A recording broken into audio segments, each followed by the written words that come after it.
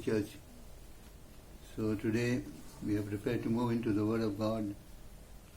We continue with the teaching on the Sermon on the Mount. And this is the third and final part of the sermon. Okay? And sure we have received, learnt and acquired a lot from the teaching of Jesus, the radical teachings and the words. Even in those days they were so practical. But one thing, this teaching is not for your examination.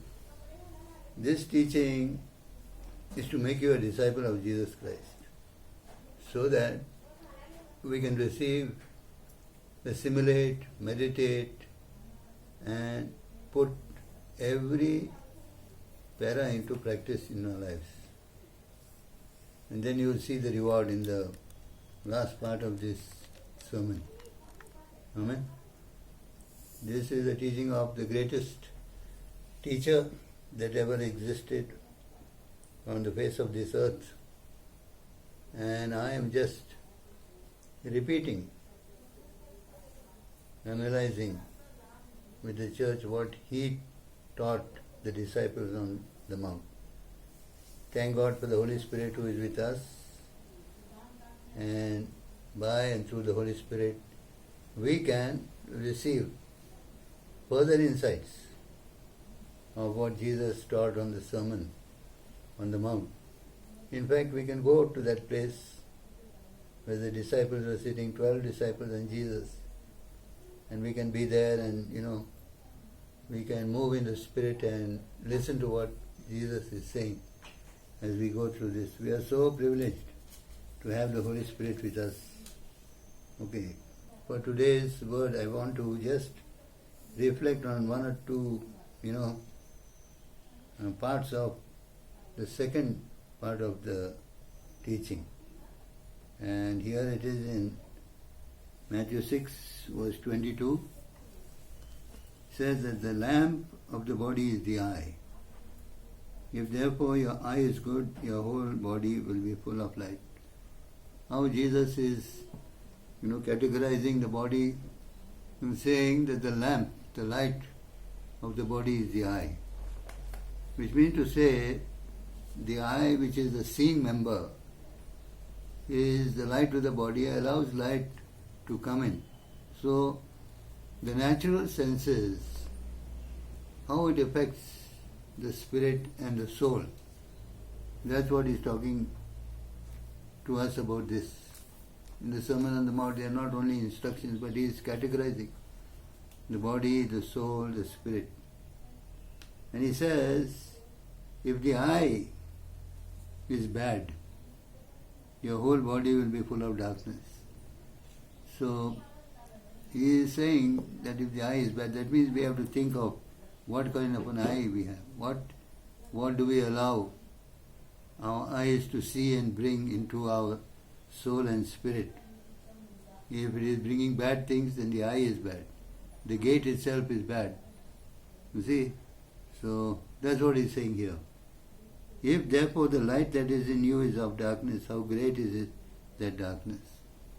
And he says if you are looking around with your natural eyes, and if your eye is bad, which means to say that if your eye is not trained to look at only good things or to assimilate and think and look, allow good things to come into your soul, you have a bad eye, you allow anything that come in.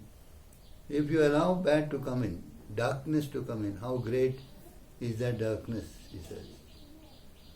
This is the caution, this is the warning, that whatever we see is not necessarily good, but most of what we see is in the darkness, because we are living in the world, and the world is doing nothing but projecting darkness to us. Alright. Next is verse 24, he says, no man can serve two masters. Jesus being a master, he knows himself that no man can serve two masters. Either he will hate the one or love the other. That means if you have two masters,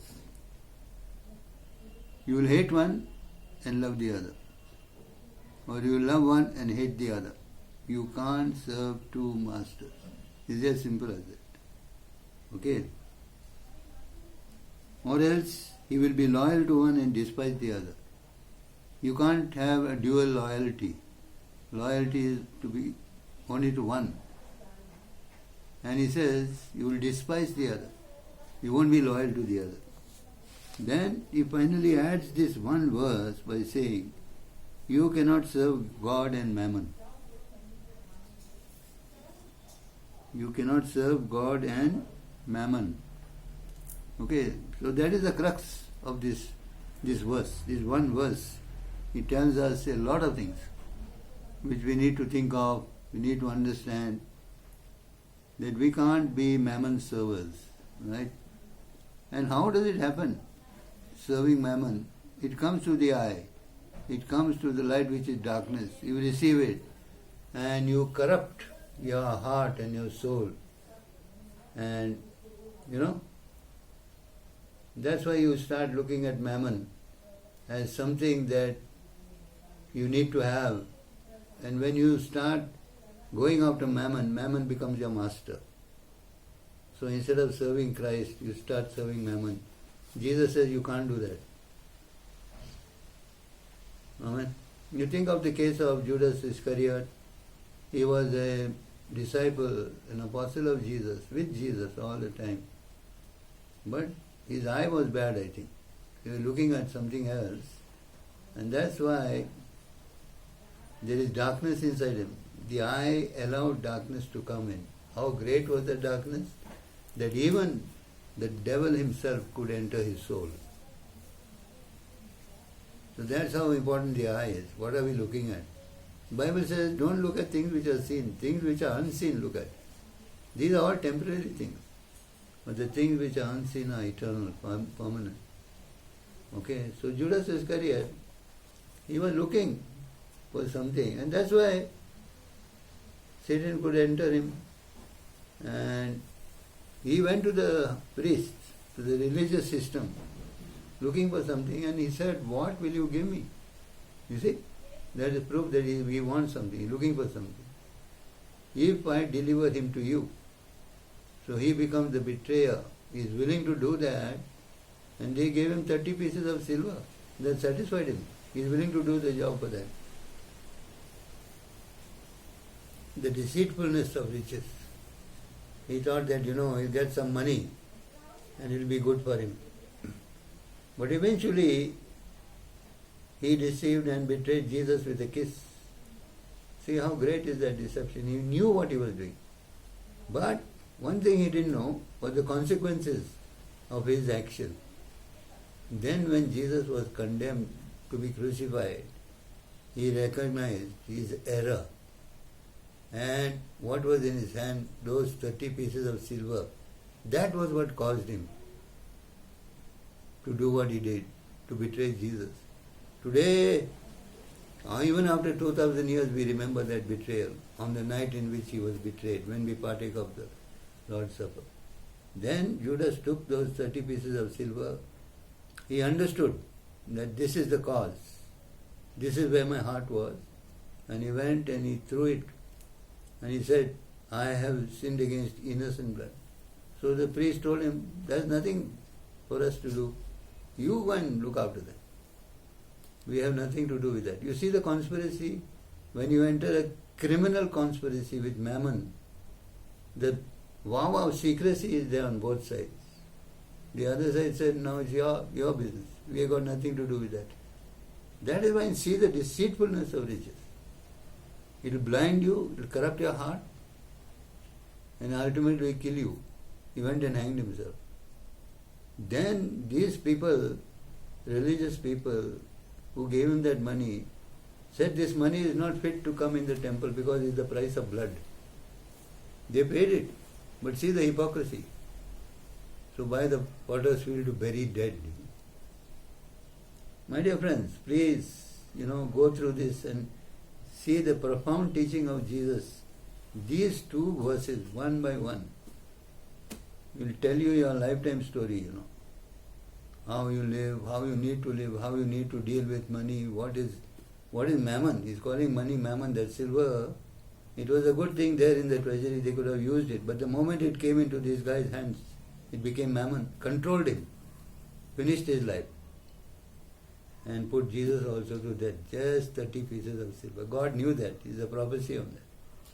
And that's why Jesus is saying, He's giving us a very, very, very profound teaching.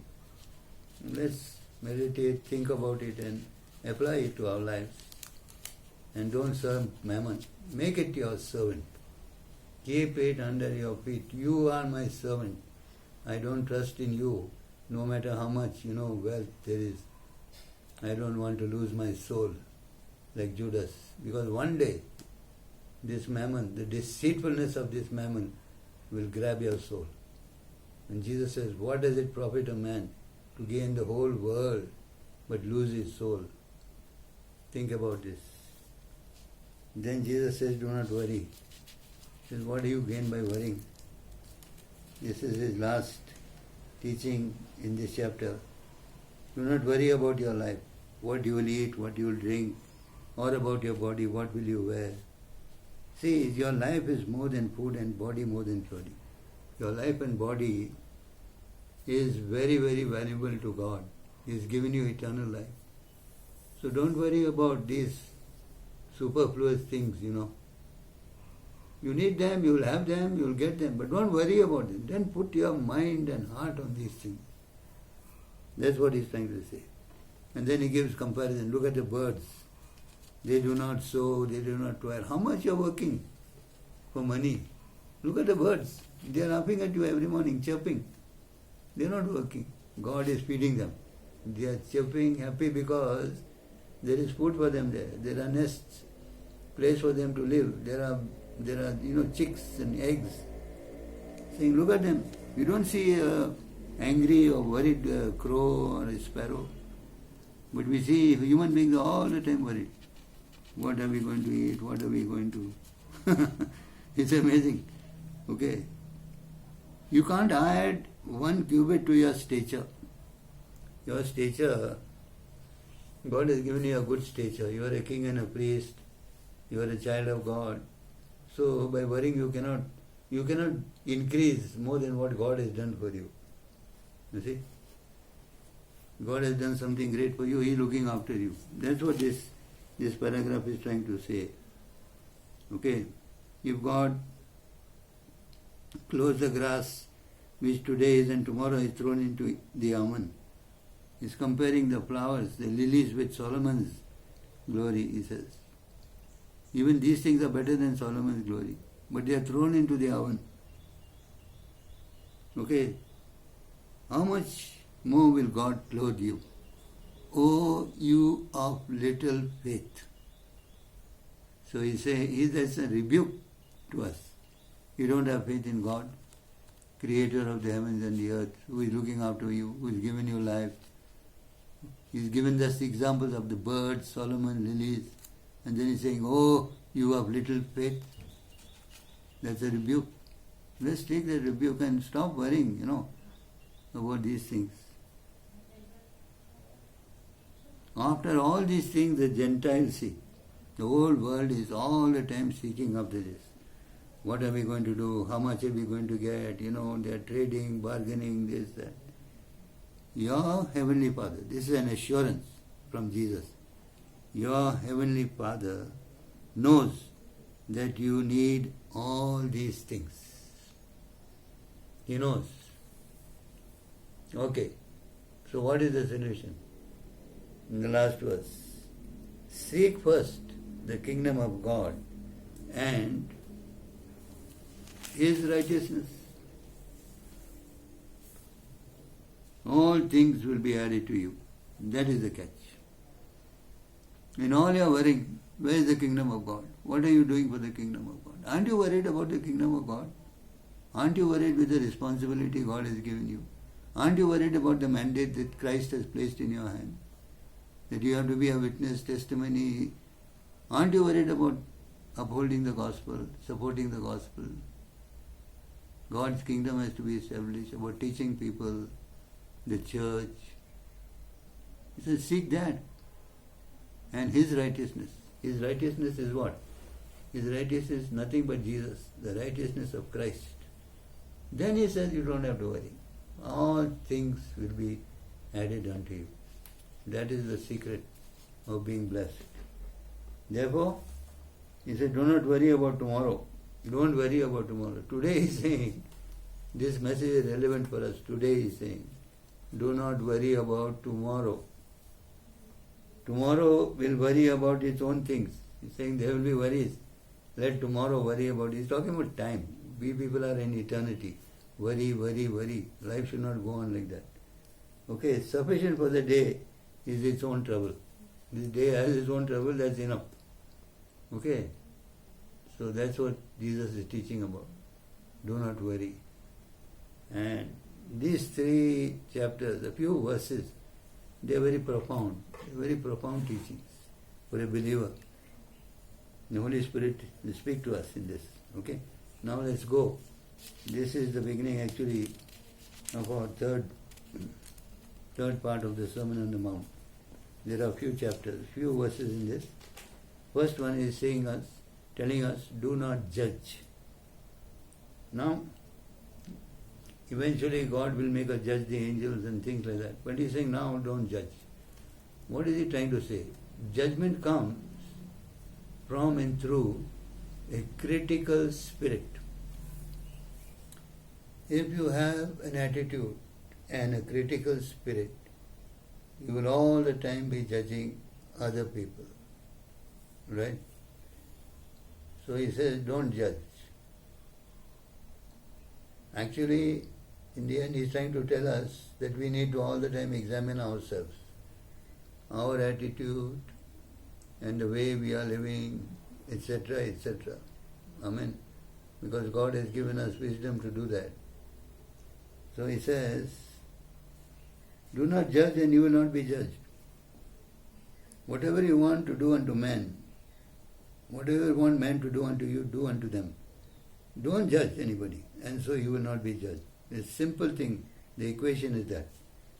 With what judgment you judge, you will also be judged with the same. With the measure you use, it will be measured back to you. If you are critical, suppose you say that this person is eligible to go to hell. This person should go to hell. You are judging. So that means it will be judged back to you in the same way. You also will go to hell. I don't know. But judgment is a very severe thing, as what He's saying, against any person, in the church and even outside. Why do you look at the speck in your brother's eye? He's giving you some kind of a, example. I normally want to call it that. But do not consider the plank in your eye. He says, you're looking at the speck, you're worried about a speck which is in your brother's eye, and you want to get that speck out because something is troubling your brother. But He's saying, there's a plank in your eye. There's a big thing in your eye. How can you say to your brother, let me remove the speck from your eye? And look, a plank is there in your eye.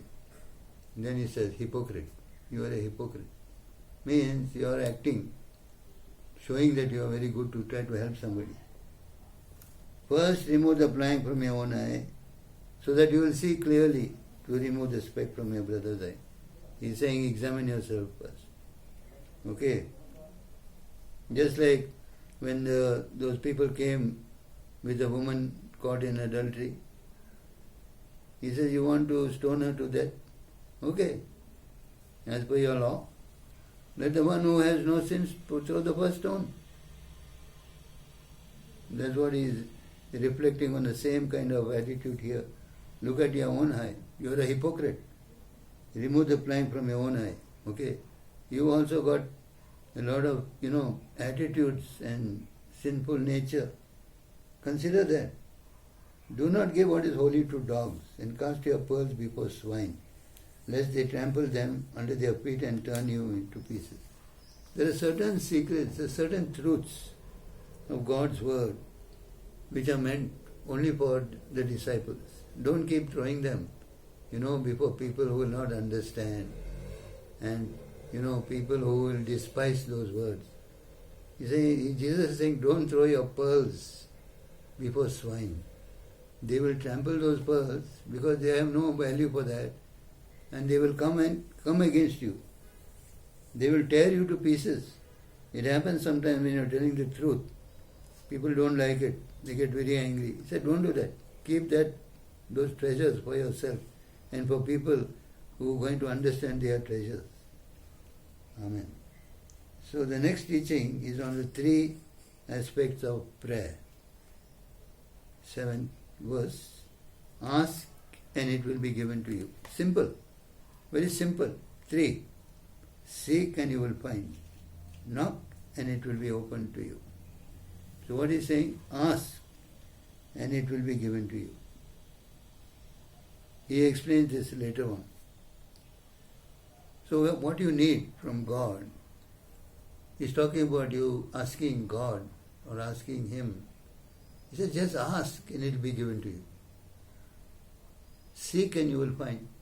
If there is something in your life that you want, and you want to know where to find it, where is the solution, you have to seek. And where do you seek? You seek in the scripture.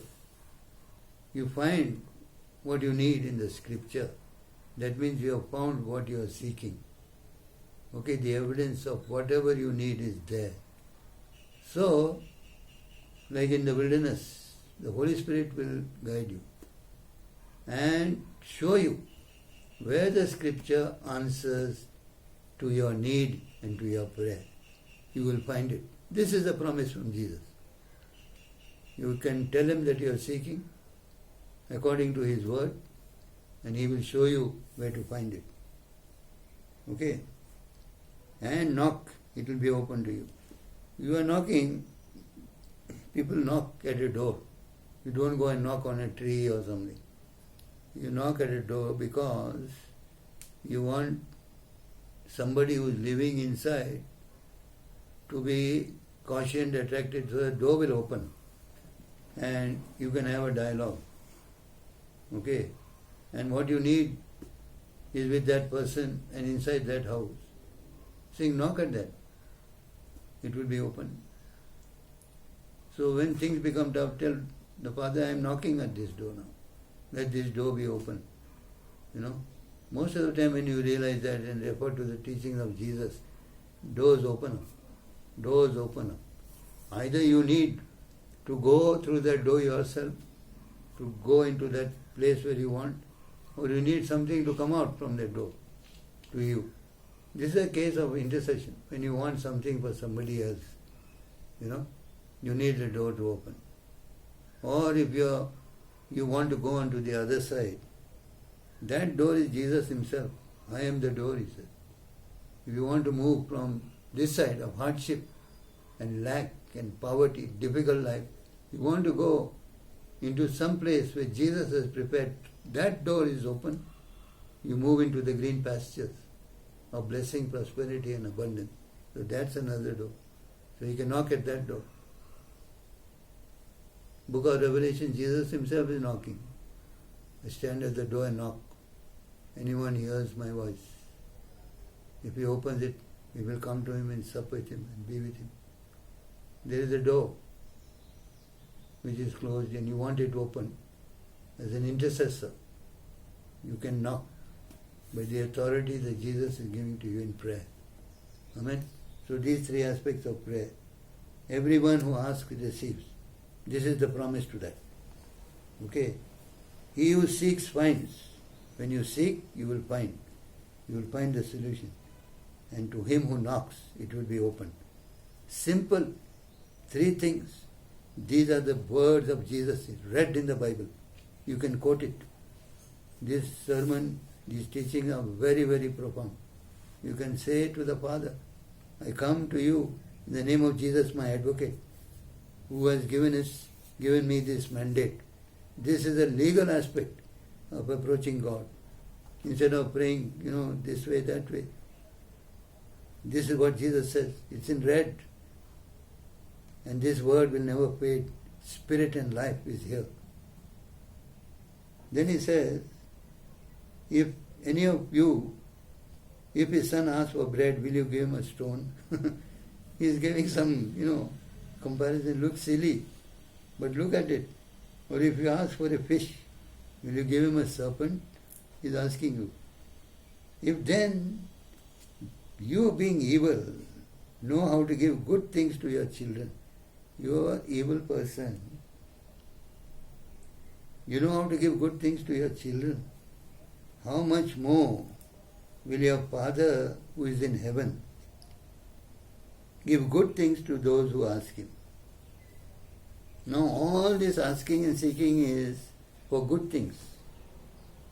It is not for some, spiritual hang up or something. Good things. Things. Material things. Good ones. This is what we can ask. Believers feel that they should not ask for good things. No. They should be satisfied with what they have, live in hardship. Give us just a bit. Good things, he is saying. How much more will your Father not give good things to those who ask him? Then again he is saying, whatever you want men to do to you, do to them. This is the law and the prophets.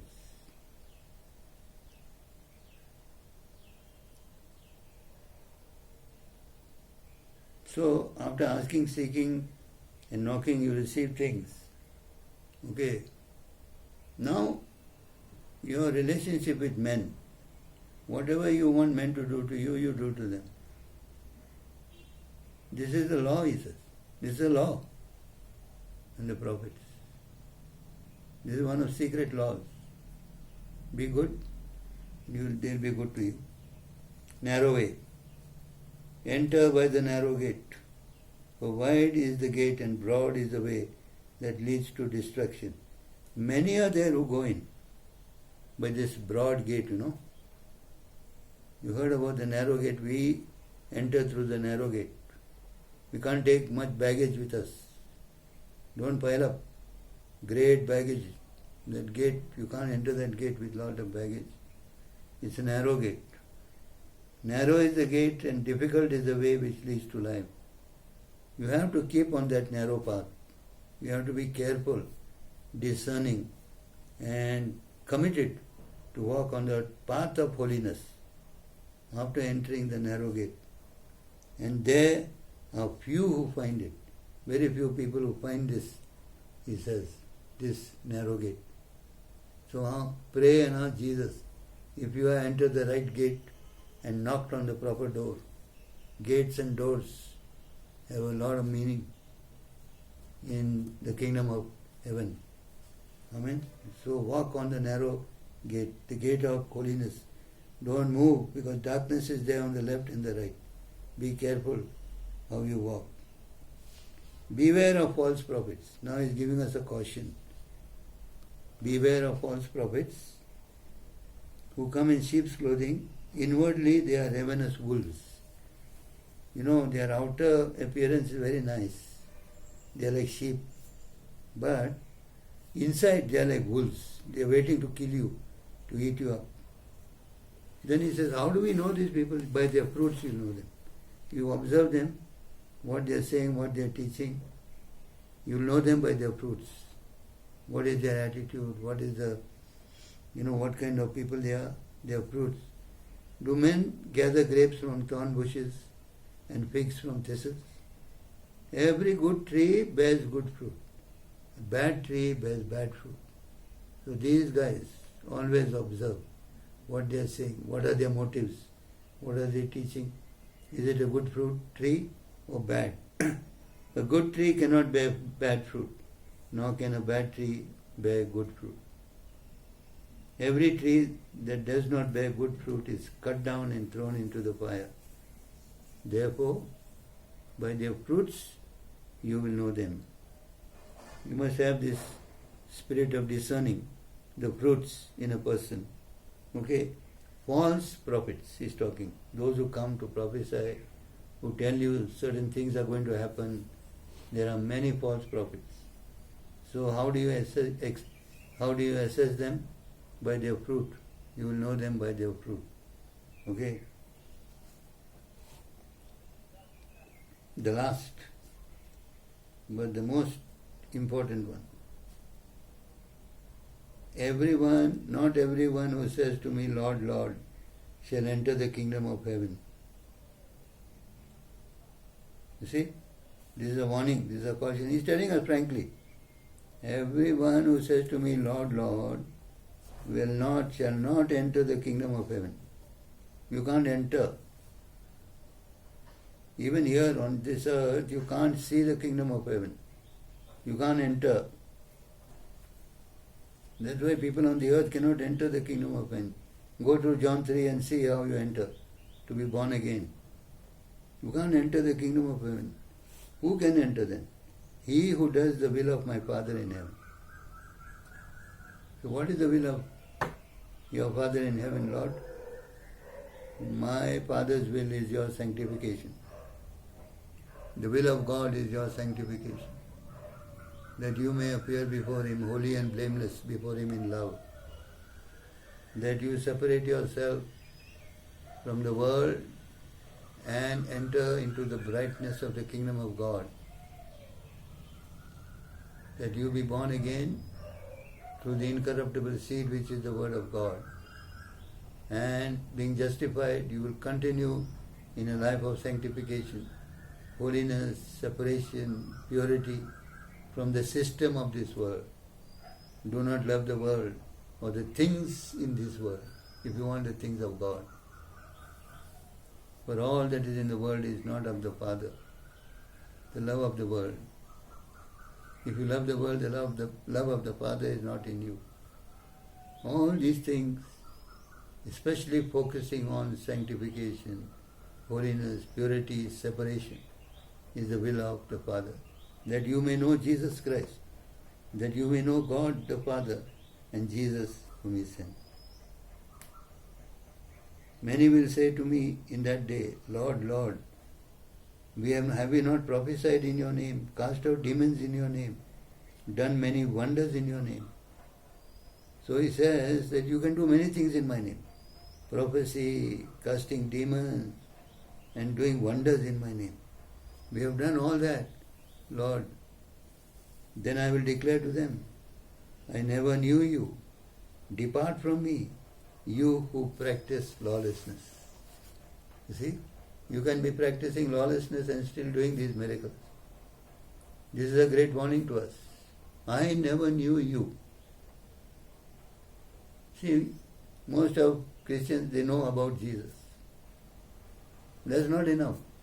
We have to have an experiential, personal, practical relationship with Him, of knowing Him. All this teaching, the three parts, you can know without knowing Jesus. So don't think that by hearing these teachings, you can achieve the kingdom of heaven. These teachings have to become an experience with Jesus Christ Himself. Amen. So that they are applied to your life. So that you have an experience with Jesus through these teachings. Your closeness with Christ is that you are joined to Him and you are one spirit with Him. Okay? Christ dwells in your heart by faith.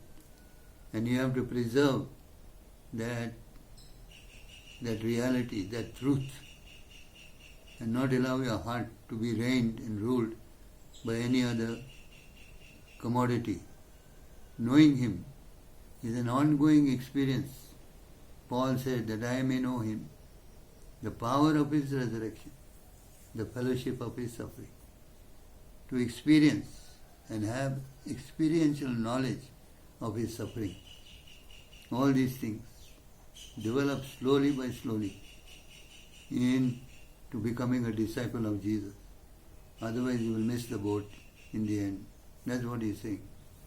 And finally, Therefore, in verse 24, whoever hears these sayings of mine and does them, I will liken him to be a wise man who built his house on a rock.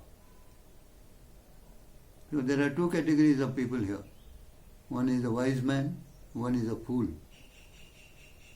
Now, from what Jesus is saying, you can examine yourself and see where you stand. I will request you to become wise men. Okay? Be wise. Jesus says, you will be like a wise man who builds his house on a rock. Then the floods came, winds blew, beat on the house, and it did not fall. Why? It is built, founded on a rock. Wise man builds on a rock. There are a lot of floods. All these things that we are facing are here expressed by Jesus himself in this teaching. The floods will come, these pandemics will come, all these troubles will come, the wind will blow, they'll beat on this house. But it will not touch, it will not happen to you, it will not affect you. Everyone who hears these sayings of mine and does not do them will be like a foolish man who built his house on sand. And then the rain came, the floods came, the winds blew, beat on that house. It fell. Great was its fall. Where are you, friends? You are wise or are you a fool? Where have you built your life and your house? On the rock or in sand? Because the stormy days are here. So your house has to be built. Build it on the rock which is Jesus. Amen. Help us to build a church on this rock, which is Jesus himself, and get into a knowledge, the personal, experiential knowledge with Jesus Christ. There is nothing better than that can happen to us in these perilous times. Amen. So these 3 chapters, just 3 chapters, you can spend your whole life thinking about them, studying them, talking to Jesus about them, meditate on them, and apply this important teaching, the Sermon on the Mount, into your life. Be a wise man, in Jesus' name. Okay? All right. Shall we close in prayer? We pray. And thank you, Father, for this word. Today we conclude this paramount, important, life-changing teaching of Jesus Christ, the Sermon on the Mount. All those who heard it, Lord, let the Holy Spirit apply the word, give revelation of this word to everyone present here. Help us to build our lives on the word and become wise men. Thank you, Father, for your word. We give you the glory and the honor. We bless everyone who has heard this message. In the mighty name of Jesus Christ, we pray. Amen.